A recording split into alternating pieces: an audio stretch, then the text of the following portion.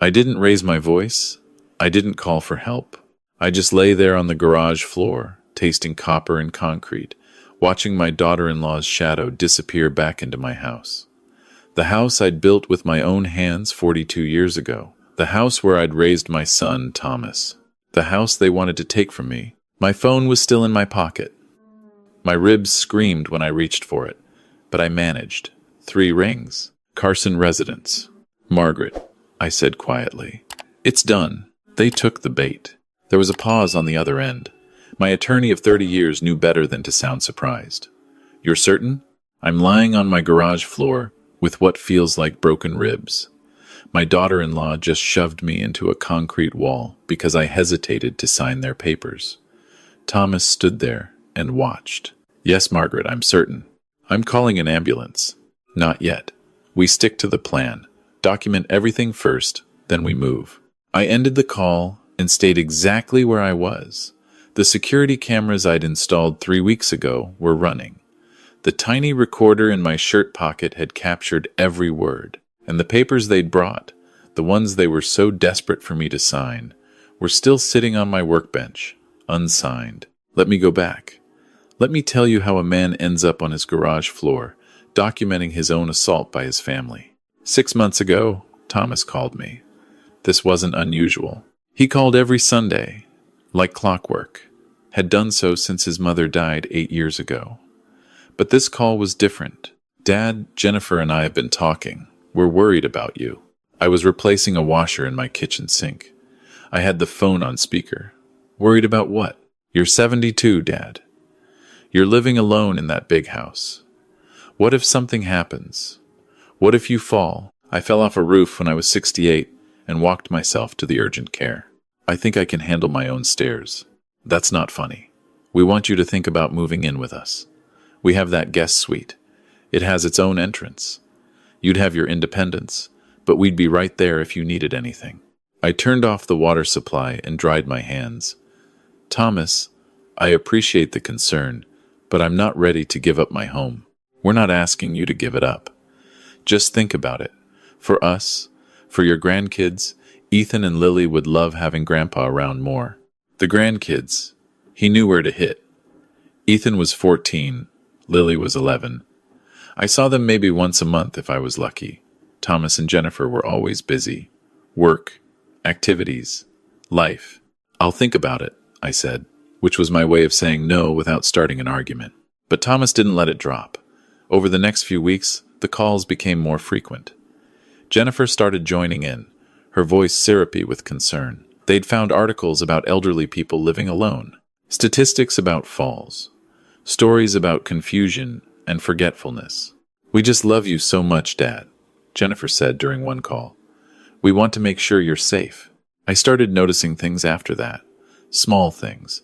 When I went to their house for Sunday dinner, Jennifer would ask me the same question twice, then exchange a meaningful look with Thomas when I pointed it out. You already asked me that. Did I?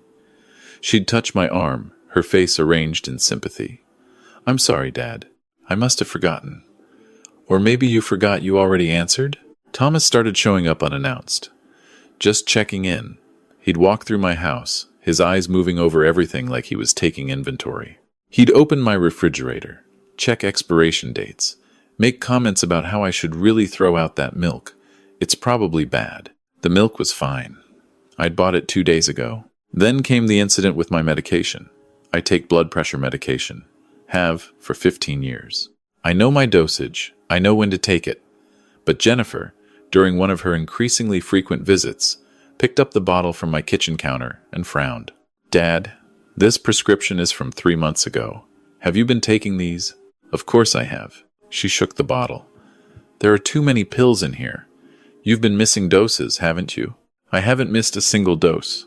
Dad. She set the bottle down and took my hands. This is exactly what we're worried about. You're forgetting things. Missing medication. What if it gets worse? I pulled my hands away. I'm not forgetting anything. That's a new bottle. My doctor changed my dosage. The old pills are still mixed in there, but the seed was planted. I could see it in Thomas's eyes when Jennifer told him. Concern, pity, determination. 2 weeks later, Thomas came over with papers. "Dad, Jennifer and I have been talking to an attorney. We think it would be smart for you to set up a power of attorney, just in case something happens, so we can handle things for you." "I already have a will, Thomas. Everything's in order. This is different. This is for while you're still alive.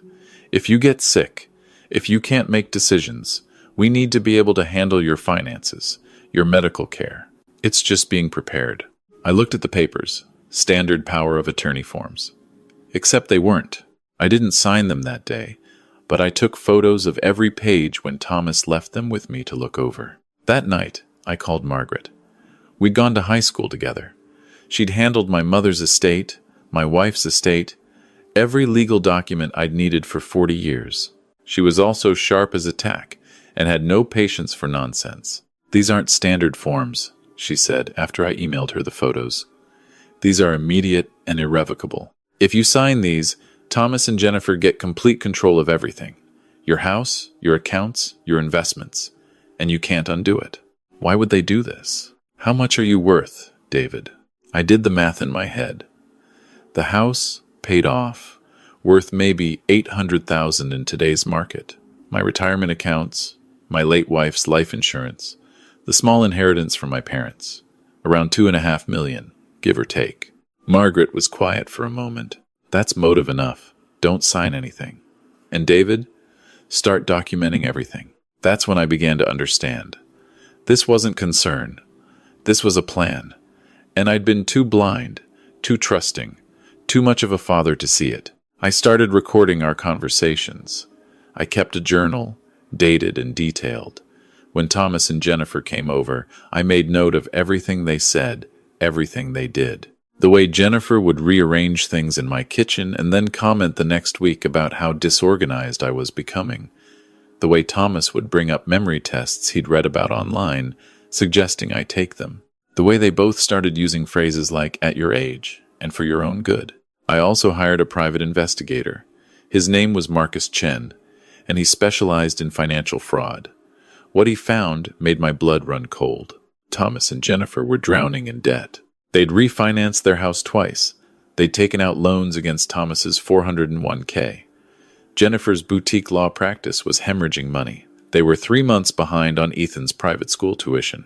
Their cars were both leased, and they were behind on those payments too. They needed my money, desperately, and they'd decided that the easiest way to get it was to have me declared incompetent and take control of my assets. The irony was, I'd always planned to leave everything to Thomas. He was my only child, but I'd also planned to live quite a bit longer and enjoy my retirement. I'd planned to travel, to spend time with my grandkids, to volunteer at the community center where I taught woodworking to teenagers. I didn't plan to be erased from my own life at 72 because my son needed money. "We need them to show their hand," Margaret said during one of our meetings. "We need evidence of intent. The documents aren't enough. They could claim they were just trying to help, that they didn't understand what they were asking you to sign. What do you suggest?" We set a trap. You tell them you're ready to sign, but you have conditions. You want to read everything first, slowly. You want to understand every clause, and you let them get frustrated. Let them push. Let them show who they really are. And if they don't push, Margaret looked at me with sad, knowing eyes. Then maybe I'm wrong.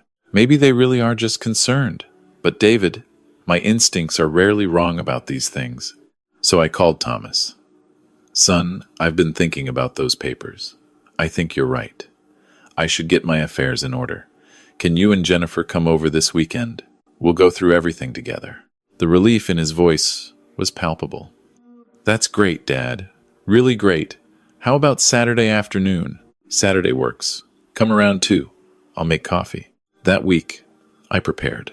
I installed security cameras in my garage, my living room, my kitchen, small, discreet ones, the kind you'd never notice unless you were looking for them. I had Margaret draft new documents, real power of attorney forms, the kind that protected me while still giving Thomas some ability to help if I truly needed it. And I had her prepare something else, a revocation of any power of attorney, signed and notarized, ready to be filed the moment we had what we needed. Saturday arrived. Thomas and Jennifer showed up at exactly 2 o'clock. Jennifer was carrying a briefcase. Thomas had a folder tucked under his arm. "Dad, you look good," Thomas said, hugging me. He smelled like expensive cologne. He'd been wearing expensive cologne a lot lately. We sat at my kitchen table. The same table where Thomas had done his homework as a kid. The same table where my wife and I had shared 35 years of breakfast together. Jennifer opened her briefcase with a crisp efficiency that would have been impressive if it weren't so predatory. "We've organized everything, Dad. We just need signatures on a few pages." "I'd like to read through it first," I said. "Of course." But her smile was tight. I read slowly, very slowly. I asked questions about every clause, every provision. I asked them to explain terms I understood perfectly well. I watched Jennifer's jaw clench. I watched Thomas glance at his watch. After an hour, Thomas stood up. "Dad, this is pretty straightforward. Margaret must have explained power of attorney to you before, right? It's just so we can help you if you need it. But this says immediate and irrevocable. What does that mean?" "It just means it goes into effect right away. So if something happens, we don't have to wait for court approval to help you." "And irrevocable?" Jennifer's voice had lost its warmth. "It means you can't change your mind every 5 minutes. It means you trust us to do what's best for you." "What if I want to undo it later, Dad?"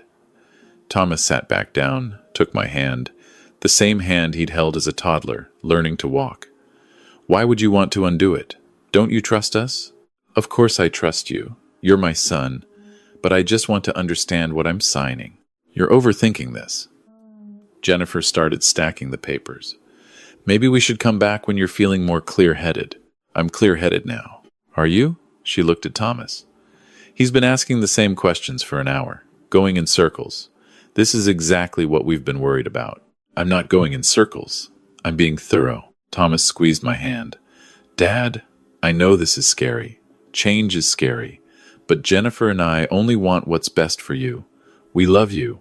We want to protect you." "Protect me from what?" "From making mistakes. From forgetting important things. From people who might try to take advantage of you."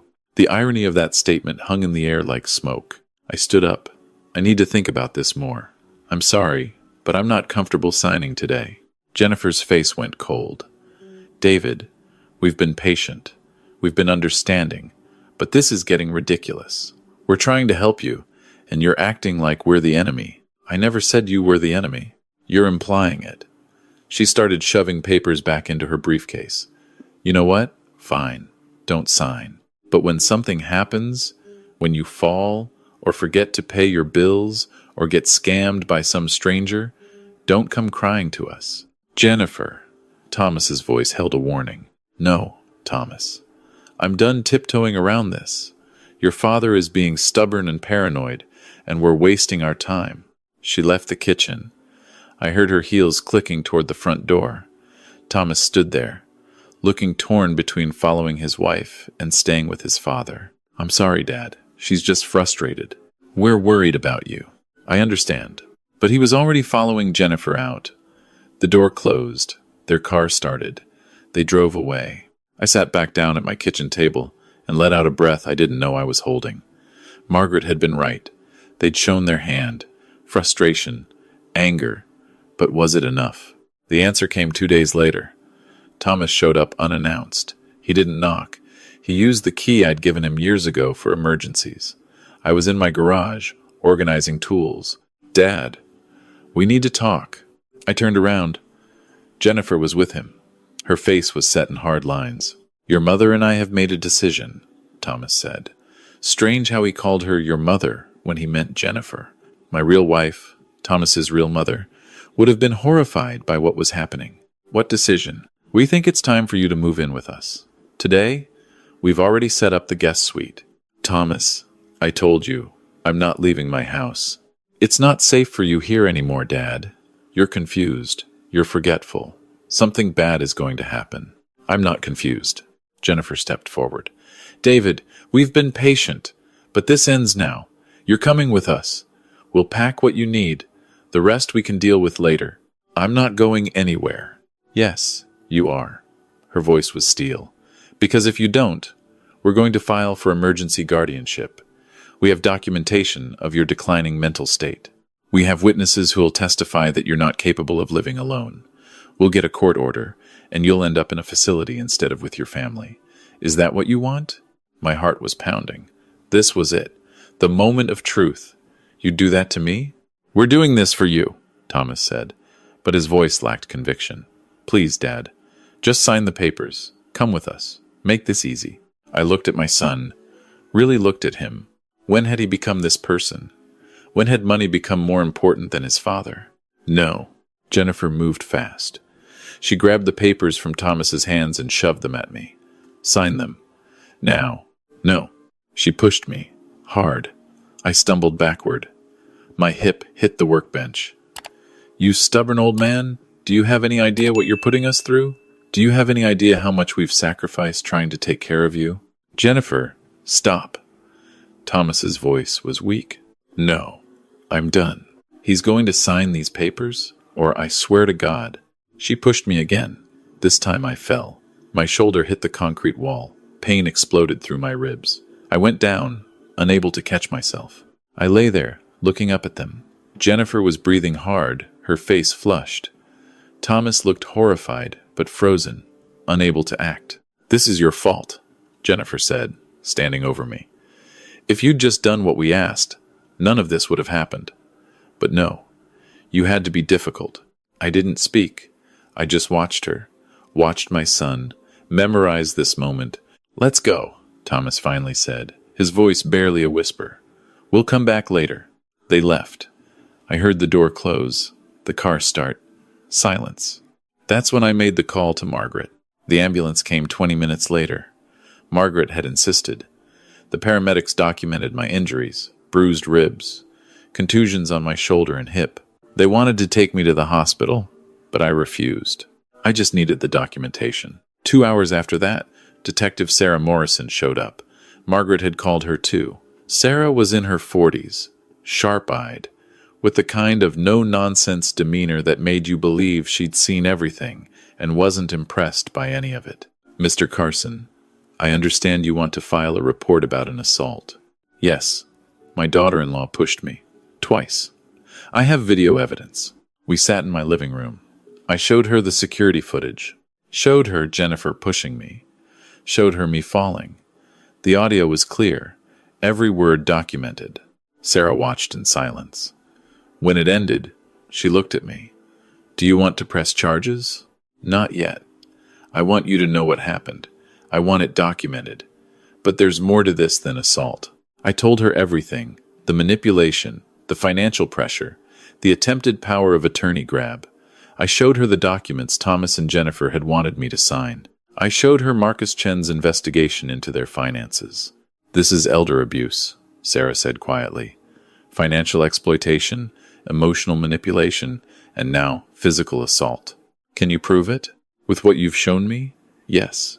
"But Mr. Carson, I have to ask, why not just cut them off? Why go through all this?" I thought about that question. I'd asked myself the same thing 100 times. Because he's my son. And part of me kept hoping I was wrong, kept hoping he'd stop Jennifer, kept hoping he'd choose being my son over needing my money. And now? Now I know. And now I need to protect myself. Sarah nodded. "Here's what I recommend. We document everything, but we don't move yet. We wait. If they come back, if they try again, we'll be ready. And Mr. Carson, next time they show up, if there is a next time, you call 911 immediately." There was a next time. Of course there was. 3 days later, Thomas called. "Dad, I'm so sorry about what happened. Jennifer feels terrible. We both do. Please, let us come over. Let us apologize properly. Let's start over." I almost believed him. Almost. That's the thing about being a father. You want to believe your child is better than their worst moment.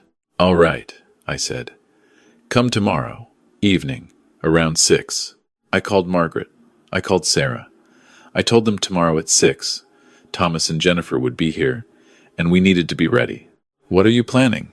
Margaret asked. "I'm going to give them one more chance. One more opportunity to do the right thing. And if they don't, we end this." Margaret was quiet. Then, You're a better man than I would be. No, I'm just a father who wants to believe his son still exists somewhere under all this desperation. The next day, I prepared carefully. I wore the recording device Margaret had given me, better than the one I'd had before. Sarah and 2 other officers were in an unmarked car down the street. Margaret was on standby at her office. Thomas and Jennifer arrived at exactly 6 o'clock. Jennifer was carrying flowers. Thomas had a bottle of wine. They both smiled like nothing had happened. "Dad, we're so sorry," Thomas said immediately. "The other day, things got out of hand. We were frustrated, but that's no excuse." Jennifer set the flowers on my kitchen counter. "I shouldn't have pushed you. I'm ashamed of myself. I hope you can forgive me." They looked sincere. They sounded sincere. And for a moment, I wanted to believe them. "Come, sit down," I said. We sat at the kitchen table again. The same table. Always the same table. "Dad, we've been thinking," Thomas said. "Maybe the power of attorney was too much, too fast. Maybe we start smaller. Maybe you just add Jennifer to your bank accounts. Joint access. That way if something happens, we can help, but you still have control. Just joint access? That's all. Nothing permanent. Nothing irrevocable. Just a safety net." I looked at Jennifer. She was nodding, her face arranged in concerned daughter-in-law sympathy. But her eyes were calculating. I'd known this woman for 20 years. I'd walked her down the aisle when her own father refused to come to the wedding. I'd babysat her children. I'd lent them money when Thomas's business was struggling. And she'd pushed me into a wall and left me on the garage floor. "I can't do that," I said quietly. Thomas's face fell. "Why not?" "Because I don't trust you anymore." The words hung in the air. Jennifer's mask slipped. Just for a second, but I saw it. Rage. Pure, undiluted rage. "Dad, that's not fair. We made a mistake." "But it wasn't a mistake, Thomas.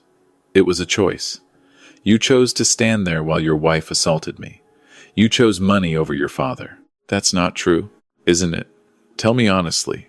If I died tomorrow, what would you feel? Grief? Or relief that you'd finally have access to my accounts?" Jennifer stood up. "You ungrateful old man. After everything we've done for you, all the time we've spent, all the worry, and this is how you repay us? What exactly have you done for me, Jennifer?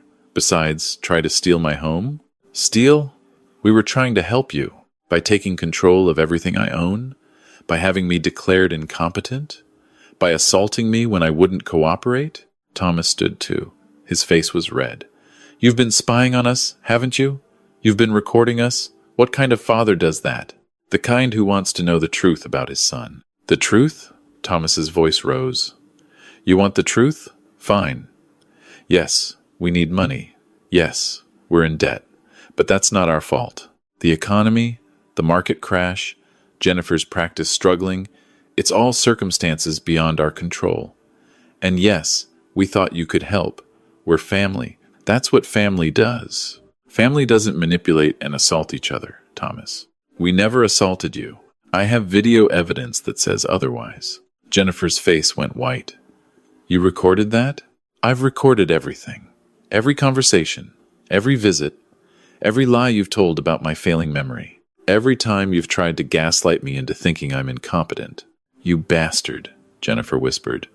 "You set us up?" "No. I gave you every opportunity to do the right thing. You chose not to." Thomas looked between me and Jennifer, something dawning in his eyes. "What are you going to do?" "I've already done it. I've filed a restraining order. Neither of you are allowed within 500 feet of me or my property. I've changed all my locks. I've updated my will. I've set up an irrevocable trust that you can't touch, even after I'm gone. And I've filed a police report for assault and attempted financial exploitation." Jennifer lunged at me.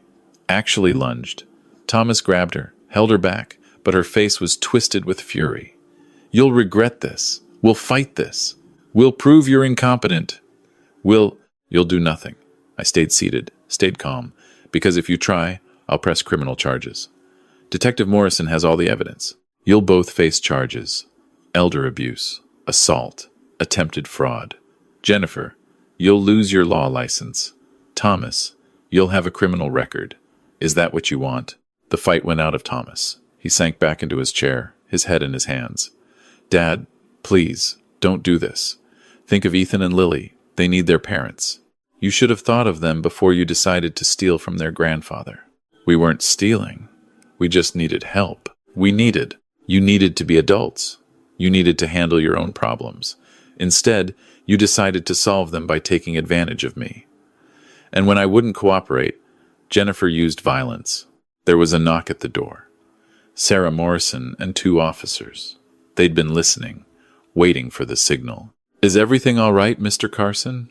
Sarah asked, though she already knew the answer. These 2 were just leaving. Permanently. Thomas looked up at me, tears in his eyes. Dad, I'm sorry. I'm so sorry. Please, give me another chance. I wanted to.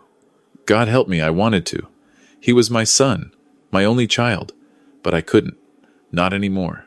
You had chances, Thomas. Dozens of them. Every time I hesitated to sign those papers, every time I asked questions, every time I said no, that was me giving you a chance to stop, to realize what you were doing, to choose being my son instead of being my heir. You never took any of those chances. Sarah escorted them out. I watched through my window as they got in their car and drove away. I wondered if I'd ever see them again. The legal proceedings took 3 months.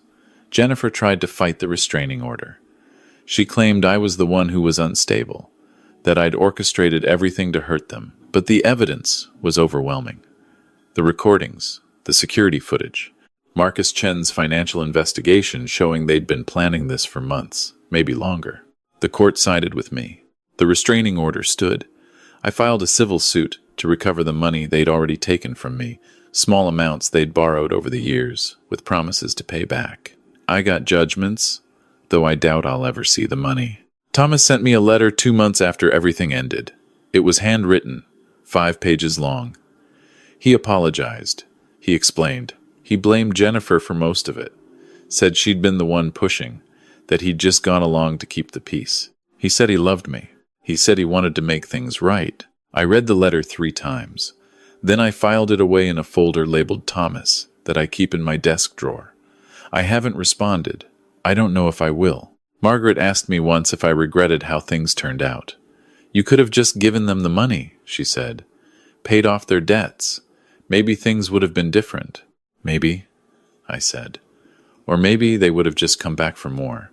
Maybe I would have enabled them into deeper trouble. Maybe they needed to face consequences. That's very rational. Rational doesn't mean it doesn't hurt. It does hurt, every day. I think about Thomas as a little boy, how he used to follow me around the garage, handing me tools, asking a million questions. I think about teaching him to ride a bike, to drive a car, to be a man. I wonder where I failed him, what I could have done differently. But I also know I made the right choice. Because if I'd given in, if I'd signed those papers or handed over my accounts, I wouldn't have just lost my money. I would have lost myself. I would have become what they wanted me to be. A confused old man who needed to be managed, controlled, put away. I'm 72 years old. I'm in good health. I still have all my faculties. I deserve to live the rest of my life on my own terms.